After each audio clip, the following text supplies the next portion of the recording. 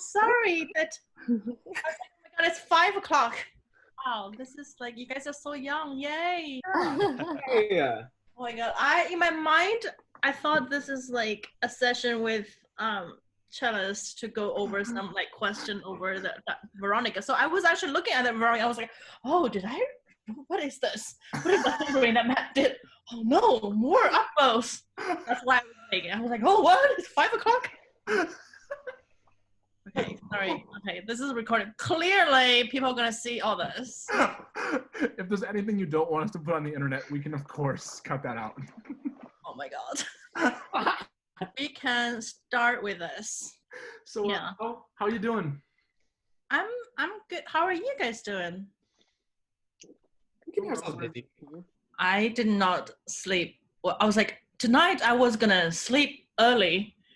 And then I was like reading, and then I got really, I was like, oh. Yeah. And then I was like, what am I gonna do with my emotion? I know. It's overwhelming, and everything on Facebook, on Instagram, everything is about it. Like, it's just, especially amongst our generation, this is the angriest I've ever seen them. This is the most good in the generation. So good. Yeah. Finally. Right, about time. Yes. I was very, very, very, very sad last election, not only because of the result, but also just how the younger generation did not really show up.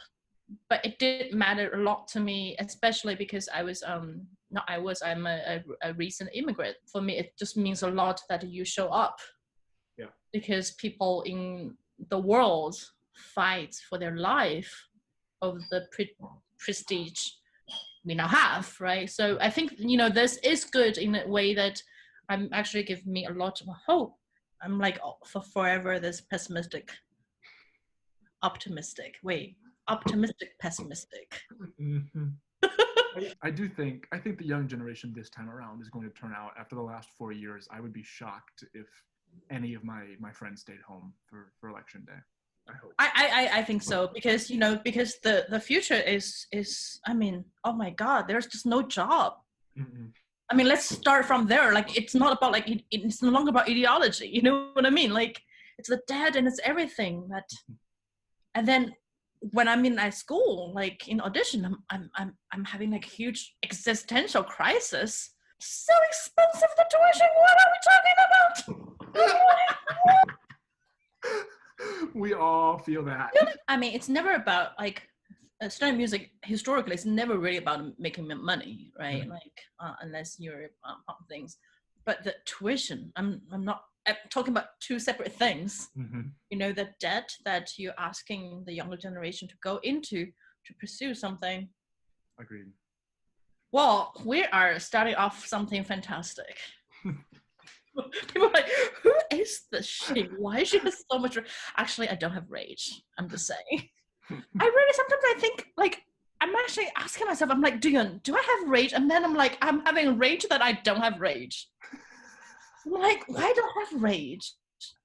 Like, what's wrong with me? Should I have more rage? I don't have rage. Do I feel sad? Yes.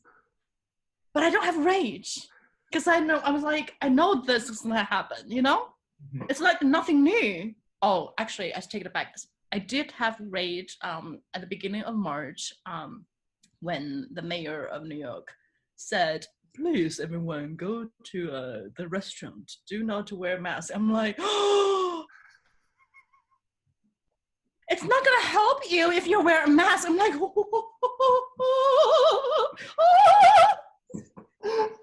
I literally opened a Word document trying to like list and find the sources and like scientific research. And then I'm like, I can't. I mean, people are misinformed. And I think that's where things are. And what was very sad for me, and where the indignation of the rage was, because I was very much in it when China outburst that. So mm-hmm. for the 2 months leading to February, leading to March, like I felt like all the hell, right, going. And then all of a sudden this going, I'm like, wow, because artists, we always do is about like connections, is about, we always think that whatever we do is a reflection of connecting to as a part of something larger. And then you're encountering the reality of the world, in which that they say, no, it's someone else's, and that's them, and that's how they, and then you're existential, and you're like, oh, this is how passionate I am about how I don't have rage. I'm like, well, but I understand that because I knew that's gonna happen, because then you can't really have rage because you knew that's. That actually leads right into like my first question of like what I wanted to like ask you about, because I love a lot of how your works deal with like a theme of like shattering barriers between two separate things. And I was wondering, like, what would you say like what we could do as artists and musicians to do to like mend the two sides of division, especially with like a kind of political social climate like today? Oh man, I feel like I'm giving out like answers and things, and as a matter of fact, I always hate myself repeating myself. And I think that every day, especially now that we have so many like rapid shift in events and in how people are rallying together, so that the solutions we're going to find are going to be rapidly shifting as well. So what I believed in, what I thought my work at the beginning of this pandemic, for instance, is very different than now, and is also very different from this protest began, right? So I think tomorrow I might be like, oh my God, boy, I have a brilliant idea. Let's do this. But today at 5:22 p.m., I don't have an answer. However, I think at this moment, on June 1st, I do think that it's more important for us to rally, to stand with other people who are oppressed. I don't think it's more important for us to think about what project we might do to offset the inequality, because let's face it, that's not what needs to be fixed right now. What needs to be fixed right now is to have your generation's voice to be heard and to be re-examined and really, really looking at the programming situation. But that still in itself is so much like less urgent than let's looking at who is going to be their life will be in danger of this protest. I just got this news that New York is posting at 11 p.m. curfew because they was really afraid the escalation of the protest. So at this moment, we have to acknowledge that I just think we have to be human first. And then we have to form allies. And then after this, so in a way that I'm really grateful that you guys are still, active and using your skill set and trying to make a difference. And I really appreciate that. And I'm also, spending my majority of my time and my day to still think about music and doing creation work, which is not to say that you're not doing that work, right? But response to your question, I think the most important thing is to voice up. Is also really looking at the programming ideas and really challenging the gatekeeping. And it's very, funnily enough, the more time you guys are going to do with the ensemble, you will also be part of the gatekeeping system too, right? Why Duan's music is going to play, why not someone else's? So you're also going to be part of the system. I never think the system is wrong, but I think the system, how the system is set up, should be questioned and it should be, re-examined and rebuilt. Because I've seen so many revolutions. They're like, if you say down with the system, okay, unless you have a system ready to go, you know what I mean? Because otherwise, the gap time is always someone else is gonna fly in and are gonna take all the profits, all the not profit, all the compliments of that revolution gonna happen, and they're gonna take, and a winner takes all. So that's something that I'm very worried about and diligent about.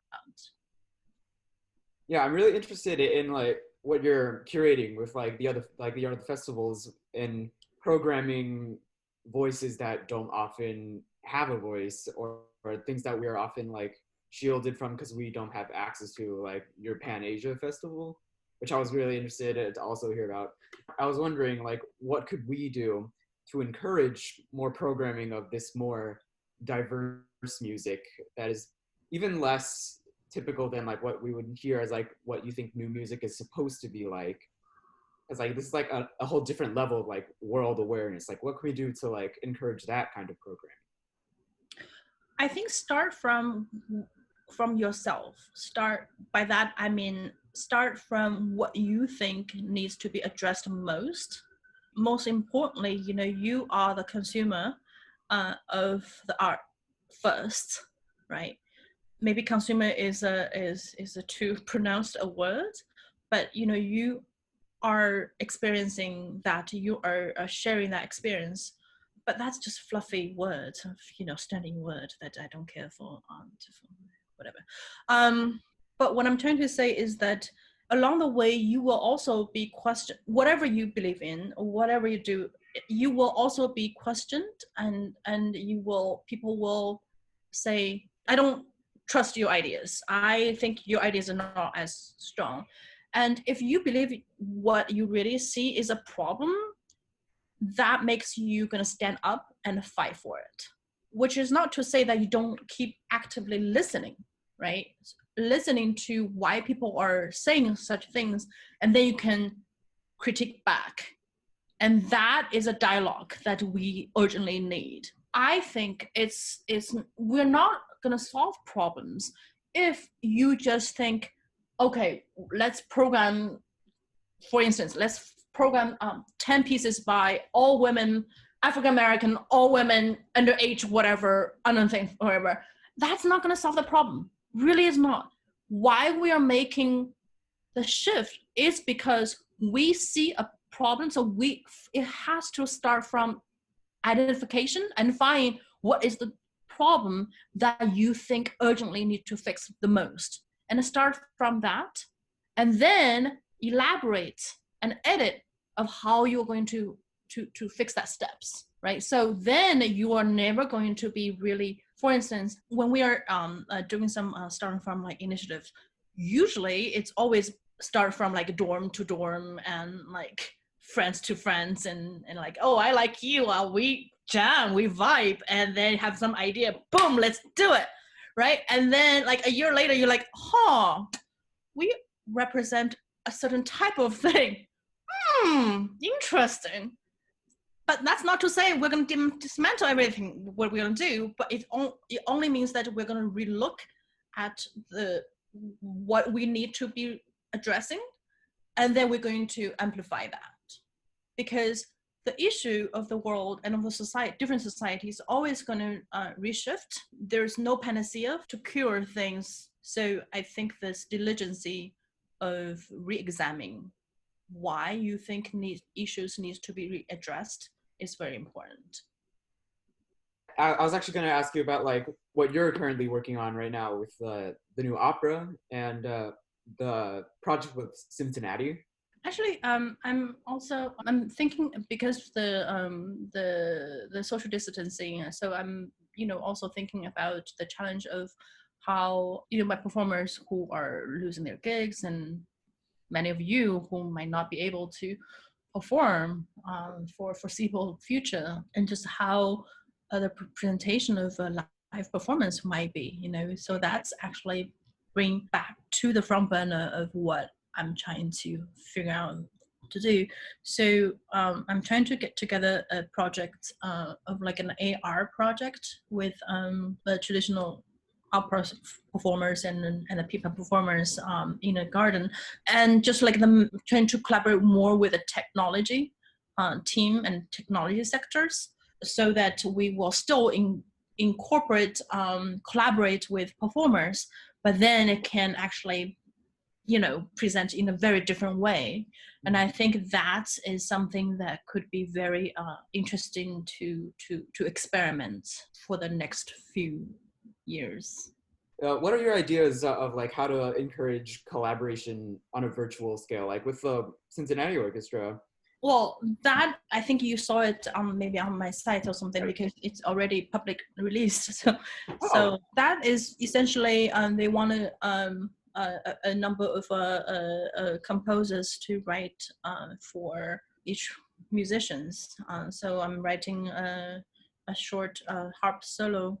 The project is fanfare projects, you know. I'm like, oh my god, what is fanfare? And they were like, fanfare for common man. I'm like, oh my god, common man. That's like literally like to my reaction, because you know I grew up in China and it's like everyone is common man, right? Like you're like, oh my god, why is like 1950 again? But the 7 o'clock the rally time in New York is one of the, you know, very vibrant times. And one day on the balcony, when after the cheering's done, someone was playing Frank Sinatra's New York, New York on their balcony. And because it was softer than the pop banging and things, so but everyone quieted down and listened to the end of the song. And that kind of like from loudness to softness and to this collective listening was very moving for me. And it was so moving that I didn't even grab my phone to film it. That's how moving it is. In the age of Instagram, it says a lot. So I wonder, you know, what maybe in fanfare, like it could be something with a softer harp, but it's kind of like listening, and I want the harp to be outside. Harp in a balcony or lawn or porch. Harp in a difficult situations. No. I looked up her. She's gonna do in her lawn and in the woods with the birds chirping, and yeah.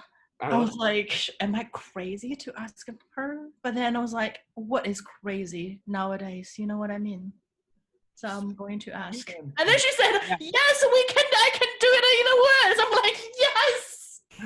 I mean, yeah, that since you were a collaborator in Sweetland, like that's definitely a project, you know, with like a very difficult stage than the traditional concert hall. Everybody just sits down. Yeah. But rather the audience travels to a very remote location to actually experience it because it's very site specific. That's the word I'm trying to get at.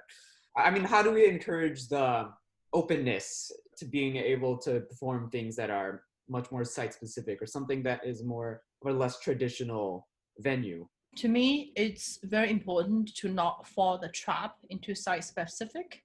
Site specific is not new. When human existed, we perform in cave and from things like, and it goes somewhere because it transfer better sound. That's already site specific. Like it should never be a brand new idea as if this generation just had this brilliant idea. No, it's like we have done it before. Mm-hmm. But it's really cool in a sense is that we're saying that we're going to really re-examine this Western idea of concert hall, right? This museum statute of what concert hall holds. So let's really looking into what places mean. So in the case of Sweetland, it was important. The site has an extra layer of meaning because it's the historical state of park, and also it was very close to the Chinatown. And so in the final scene, there is an aria reflecting the Chinatown massacre happened in LA in the 1800s. So that audience, you know, during the last final scene, they were going to hear that for the first time, connecting with the land itself. So the land is not just a set. Does that make sense? So it's not just you're going into the scene of the sets, but you're like, oh, I see. This actually is layers of this land that we inhabit. It makes me think about, you know, the idea of this land that you inhabit. You've lived and written in a lot of different places. Having immigrated here, you've now at least lived and written in two different spaces. How is that sort of like internal dialogue of identity? How does that manifest itself musically? Well, I started composition since a very young age. I remember I was a very, sad teenage. I was a very people person. Everyone liked me. I love everyone. But I'm like, there's no hope with the culture. What I'm gonna do with the culture? So I feel like, oh my God, inside I have to like fight it all. I don't think that part has changed that much, but now, it's. But I no longer think about my identity. That's what I'm trying to say. I know, right? But it was like, what? I know, like when you're younger, I'm like, my identity, like, what is Chinese? I'm going like, and like, oh. And then I realized that, well, and then, you grow older and then your body of work becomes your identity. So I'm not going to set up traps for myself. Now, I'm no longer 14. If I were 14, I'd be like, I need to find my identity, I think it's great. But now, I think the minute as an dude, like as an Asian American, this thing, that could be a trap too. Politically, I think it's fantastic. Politically, I think you got to be stand up and have a statement. But in a creative perspective, I try not to put that to define myself, because you wanted to free yourself. You don't want to be prisoned from your past, from your present, or from your future. For me, it's important to connect with the environment, the societies, the communities, and the different worlds that I get to work in and travel to, and to address those problems, or not problem, or just connecting people. So but I don't think it's because I think this is my identity. You know what I mean? Like, no girls are gonna wake up, be like, today I'm gonna feel myself as a girl. Yes, you think that way because it's actually really fun to think that way. But you don't think I'm gonna identify myself today as a But whenever you see a problem, you're gonna have that rage, right? You're like, today I'm gonna think, I don't care, and then you read a thing, you're like,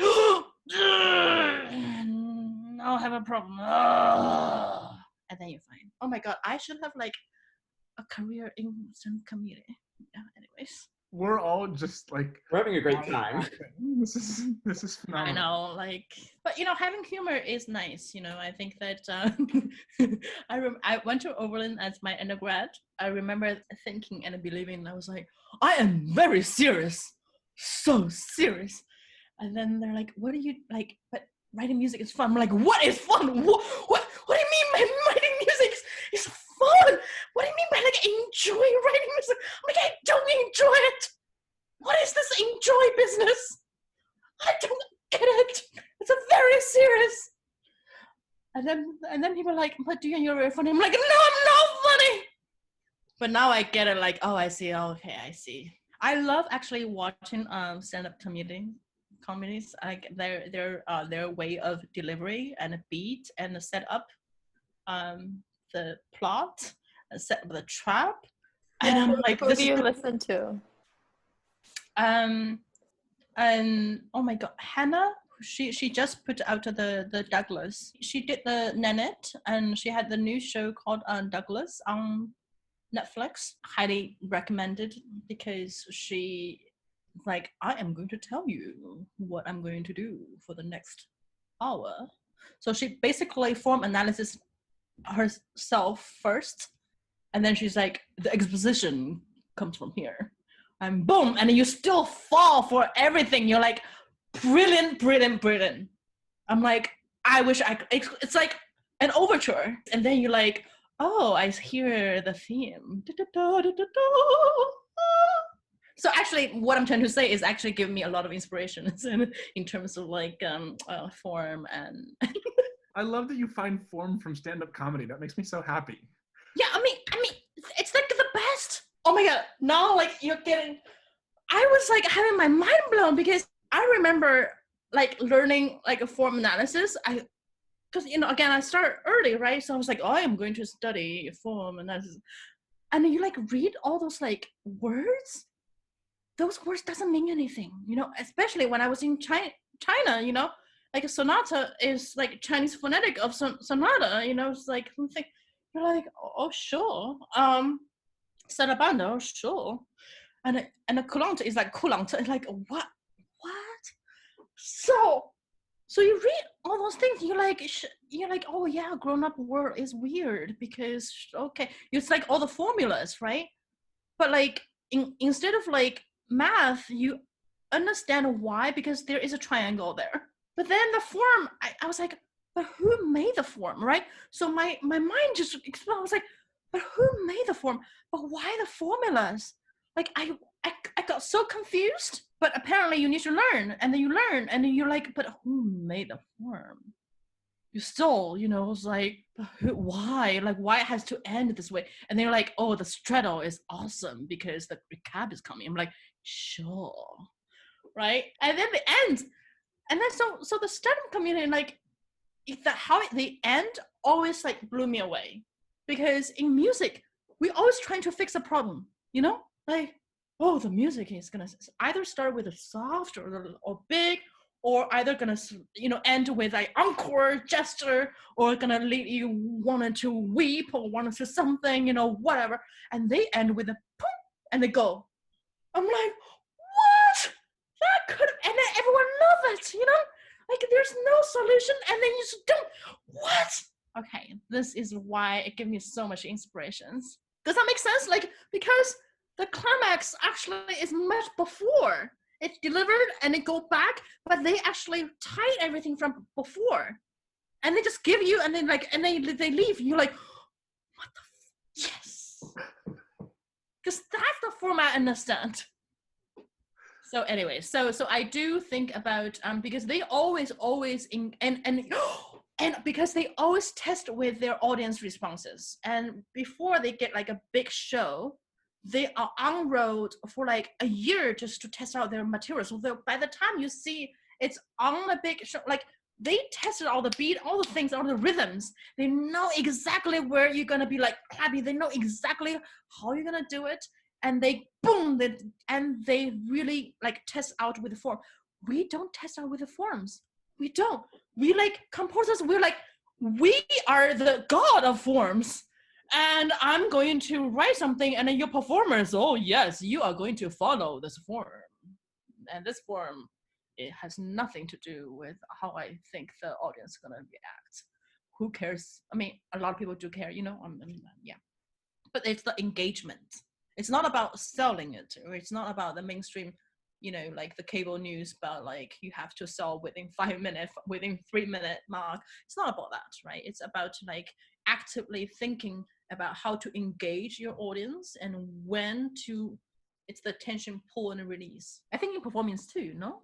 Like, aren't you sometimes feel like, sometimes I, you know, when I'm on stage, I'm like, oh man, like I'm gonna lose my audience, right? So you feel the audience there, you're like, oh, today maybe you ate too much, or maybe you like sat down very badly, or maybe you did something that you don't think you should do, but however you did it, or maybe you set up like the tempo is much faster than you can possibly do. You're like, man, and then, but you have to like thinking so fast to how to remedy the beginning you already did, and then you're like, okay, so it's like a constant like fight with yourself, but also trying to navigate through that, and also trying to read the room and how to communicate. And then you're like, maybe I'll stop and engage with my audience, and like, or maybe like let your audience know that you're fighting, but it's also okay, you know. Your idea of form, just this idea of testing out tension, of human interaction, of give and take with the audience. I think you see that. I mean, I saw it most for the first time. I think it was the first time I ever noticed it in the piece with Angel's Bone, right? Because that piece is so engaging. It's just so visceral, but it's also so human. I just wondered if, like, how you, when you approach the stage like that, if that has to be a consideration. Oh, it has, yeah. And I actually write slow because, you know, I actually do think about things from left to right. I don't treat my materials that way.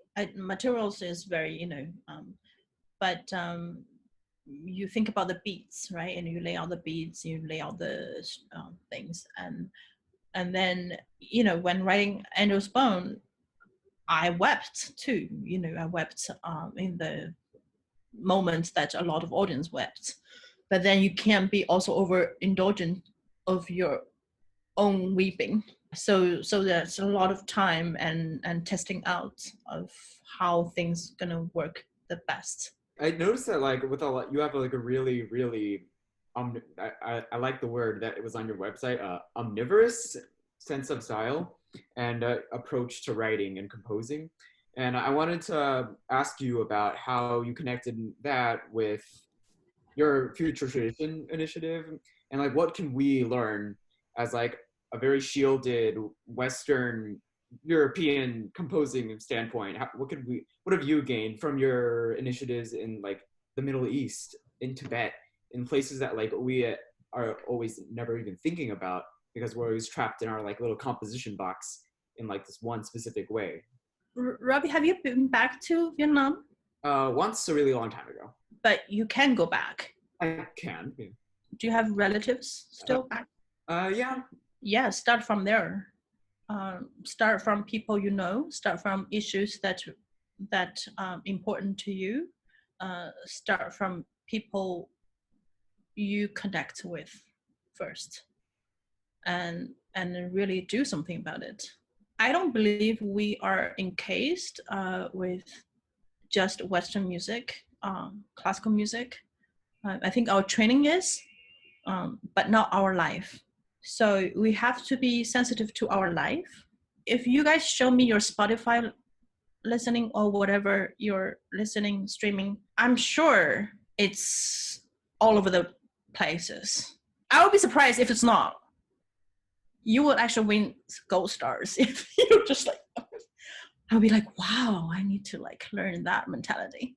So omnivorous, I can't even say that word. I didn't say it. I don't think that, or like, it's the other people. You just listen to whatever music you listen to, and you connect with whoever you connect with, right? But I think when you're young, I do think that start from people you care about first. And usually, good writers too, that they will start with a semi-autobiography, right? So it's the same, by the same token, you start from your own world and dig deeper. It has a lot to do with asking, because let's not forget, like, music in many cultures is about oral tradition. Family stories too is about actively asking and actively listening. And then you read, historical books and things.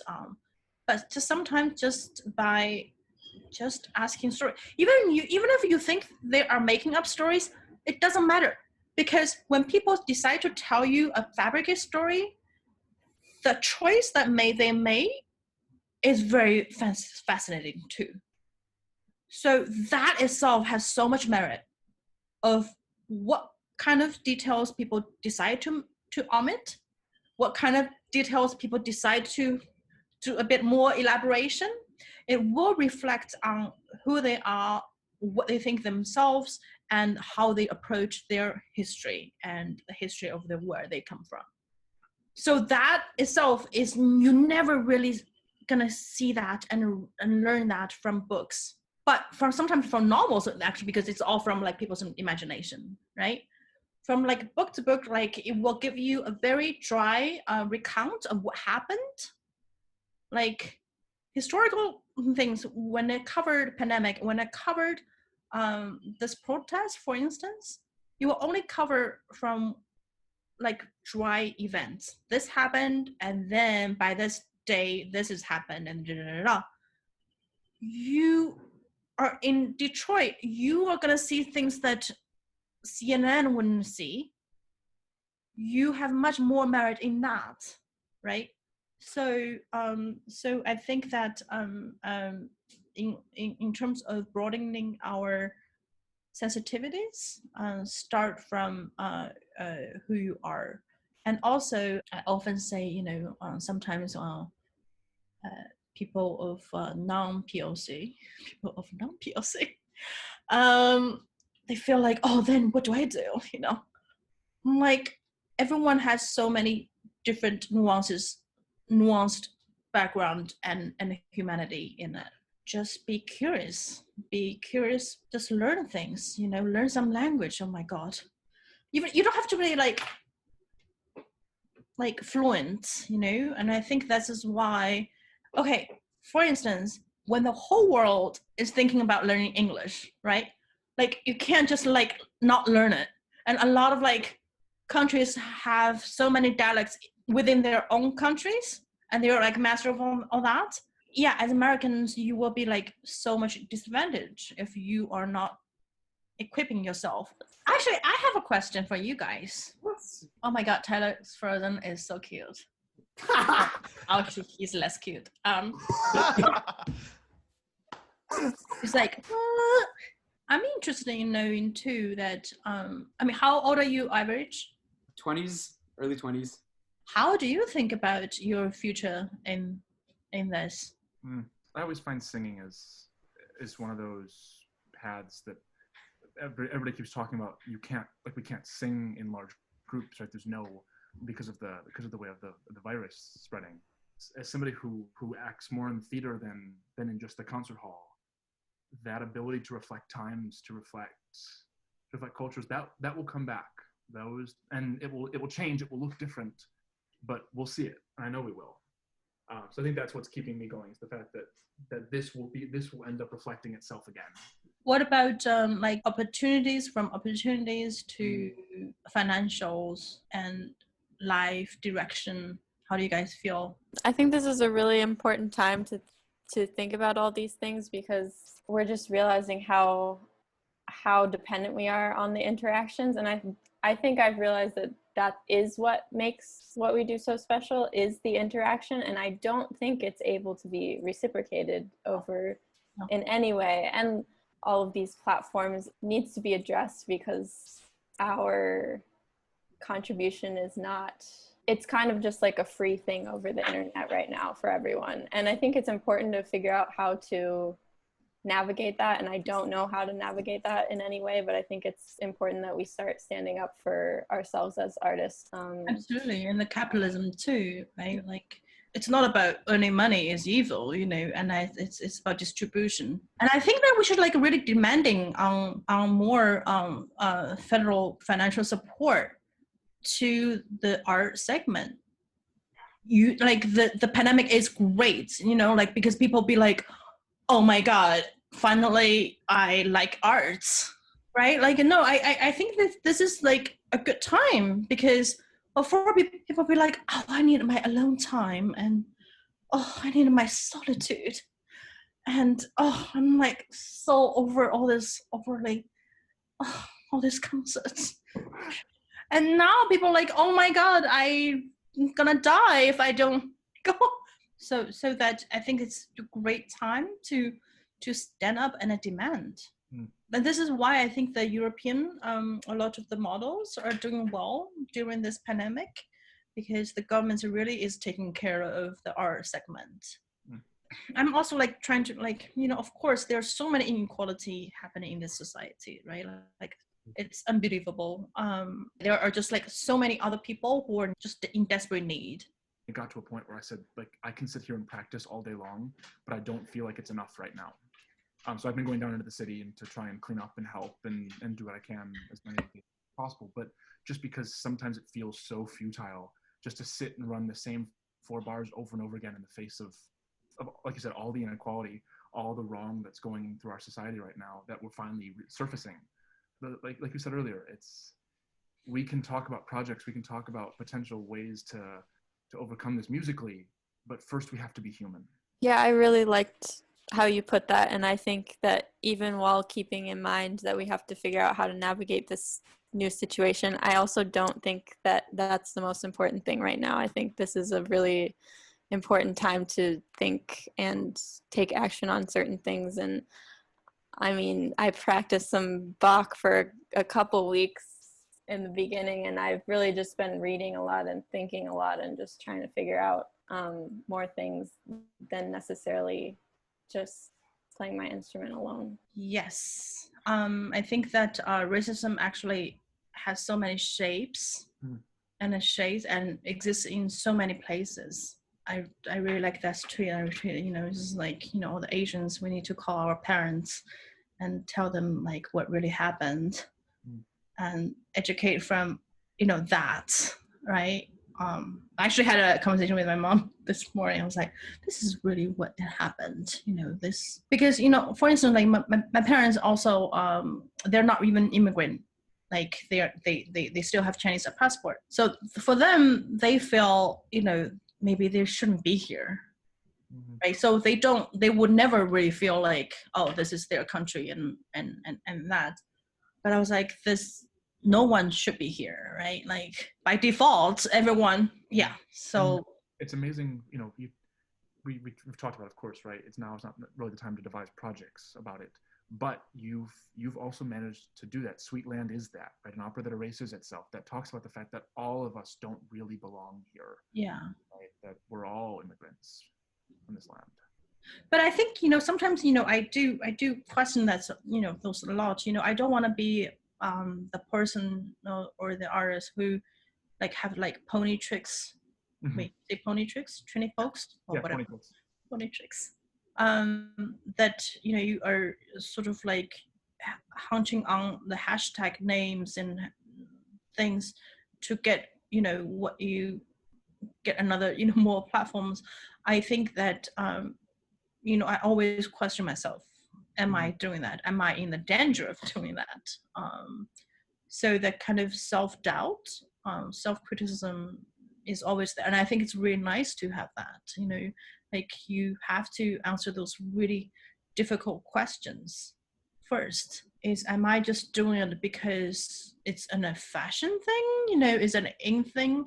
And then you're like, no, because this is wrong. And this is what I really have passion for. And I'm going to dedicate this time to do that. And if I can answer that, the piece itself could be a failure. You can't really control the work results. But if you think that you can, like, this is why I really like for the last week I was really trying to set up the collaboration with technology, especially women in technology. Like I really wanted to champion, building the collaboration in that. And I think it's so important to really looking a way that how art can manage in technology. Because when you look at the economy, technology is the only sector that is doing well. And it's going to be like really shifting how we're going to connect.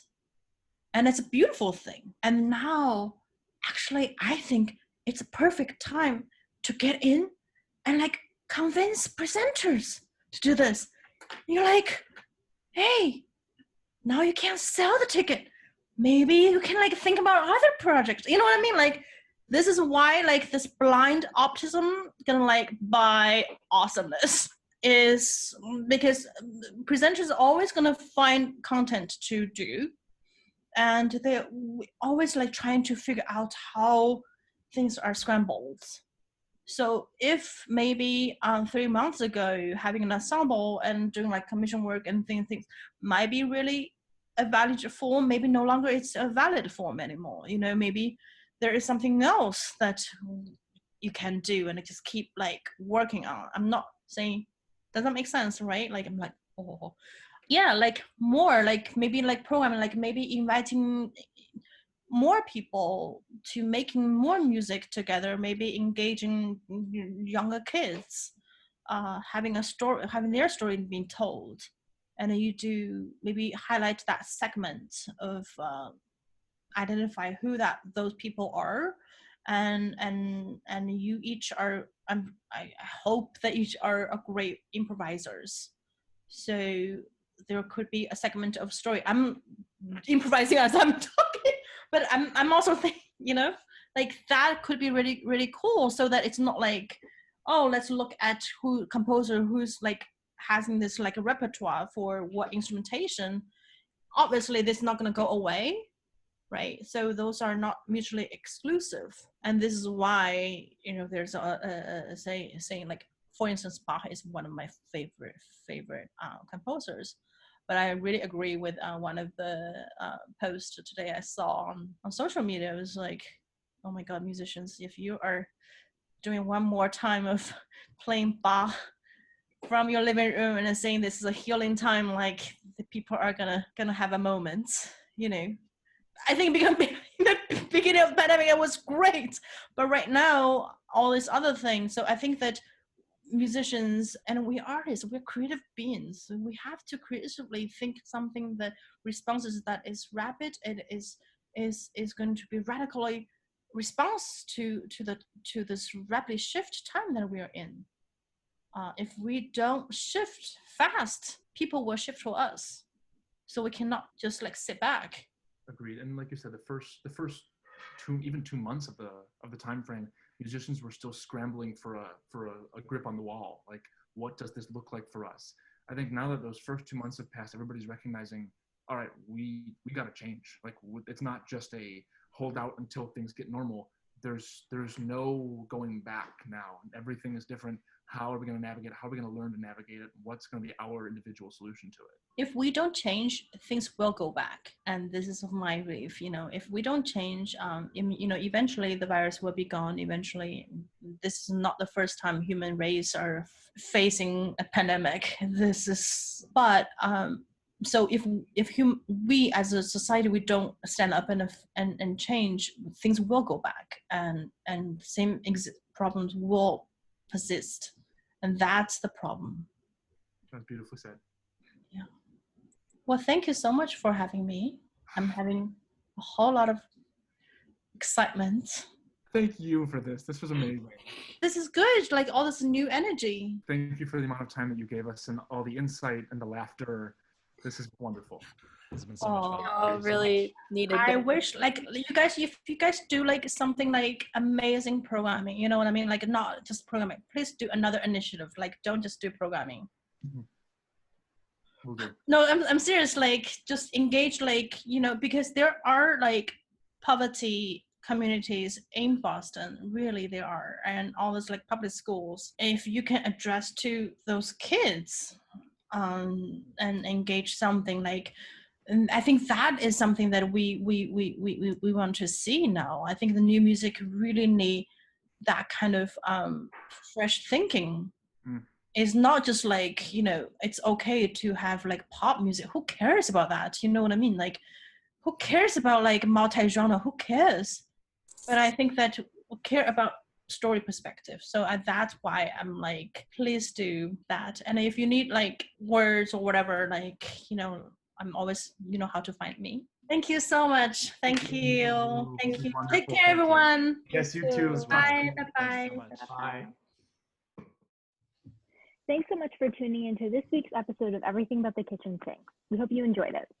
If you'd like to hear more, you can find all the episodes of our summer series on our YouTube channel and our website, alineaensemble.org. Also, be sure to check out our social media profiles for more information and previews of upcoming episodes. Our handle is Alinéa Ensemble. Please feel free to share today's episode with anybody you think might like it, and don't hesitate to reach out if you have any questions or comments. Stay tuned for more episodes of Everything But the Kitchen Sink, released every Friday at 1 p.m. Eastern Time. And as always, we hope you are all safe and well. See you next time. Yeah, I find that sometimes at the beginning, something might sound a bit strange, or you just acknowledge, okay, that's just microtonal music or something. But then after a while, when you return to it, then you start to hear it sort of defines its shape